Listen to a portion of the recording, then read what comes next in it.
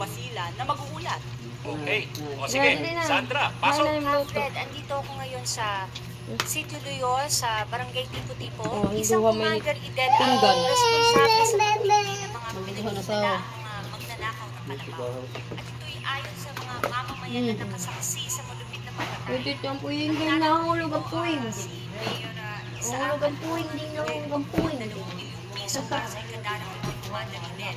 Mula sa Sitio Luyo sa Barangay Tipo-Tipo, Ikat Basilan, Sandra Regalado reporting at nang kasama sa doon sa Inspector Cafe. Pero sino ba yung Idel Brigade na yan o ang Commander Idel na yan? Balitang nakakarating sa iba't ibang media network, talagang ito raw ay eksperto raw yan sa mga pambibigli. Ay palagay ko nararapat na Sandra, tutukan mo ang kanilang operasyon para malaman natin kung anong sadyang layo nila. At isang edisyon na naman ang Baho inyong ta. nasaksihan Ano sa daw, baho? TV News Network Mindanao. Kapre?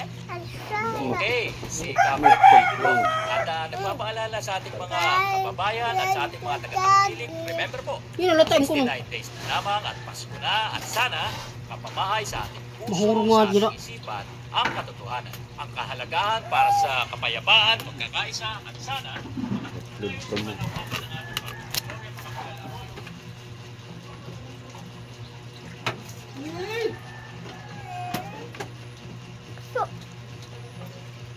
Mom?